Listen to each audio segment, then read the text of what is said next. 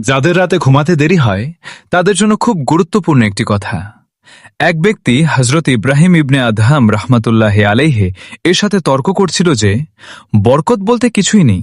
তিনি বললেন, তুমি কি ছাগল ও কুকুর দেখেছ? লোকটি বলল, জি দেখেছি। শায়েখ লোকটিকে জিজ্ঞাসা করলেন, বলো তো কুকুর আর ছাগলের মধ্যে কে বেশি বাচ্চা দেয়? লোকটি বলল, কুকুর। শায়েখ বললেন, এদের মধ্যে তুমি কোন জন্তুটিকে বেশি দেখতে পাও, কুকুর না ছাগল? লোকটি বলল, ছাগল। শায়েখ ইব্রাহিম ইবনে আদহাম রহমতুল্লাহ আলাইহি বললেন, ছাগলকে মানুষ খায়। কোরবানির সময় কত ছাগল কোরবান করা হয়, এরপরও ছাগলের সংখ্যায় বেশি দেখা যায়, কমে না। এর রহস্য কি বলে মনে হয় তোমার? লোকটি জিজ্ঞাসা করল, কি রহস্য শায়েখ? শায়েখ বললেন, একবার ভেবে দেখো, এটা কি বরকত নয়? লোকটি বলল, তাহলে এর কারণ কি যে ছাগলের মধ্যে বরকত হয় আর কুকুরের মধ্যে বরকত হয় না? শায়েখ বললেন, এর কারণ হল ছাগল সন্ধ্যা হতেই ঘুমিয়ে যায় আর ভোরে জাগ্রত হয়। এই সময়টাই হয় রহমত ও বরকত বর্ষণের মুহূর্ত, ফলে তার মধ্যে বরকত হয়। আর কুকুর সারা রাত জাগ্রত থাকে, ফজরের আগে ঘুমায়, তাই সে বরকত থেকে বঞ্চিত থাকে।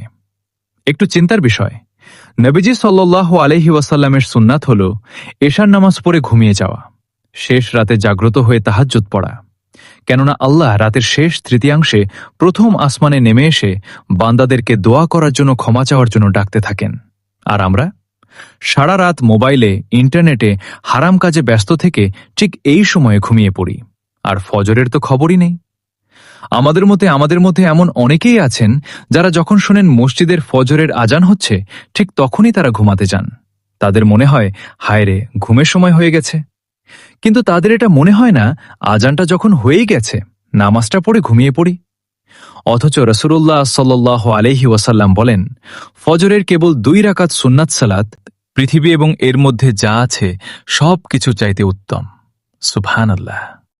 তাহলে 2 রাকাত ফরজের কতটা মর্যাদা হতে পারে?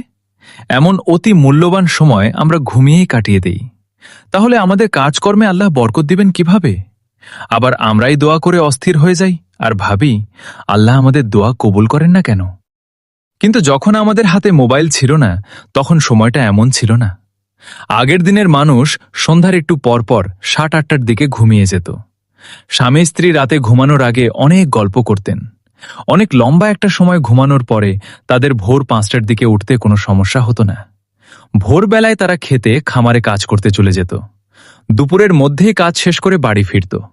তারপর বউ, বাচ্চাদের সাথে সময় কাটাতে পারত। কিন্তু এখন আমাদের আর সেই সুযোগ হয় না।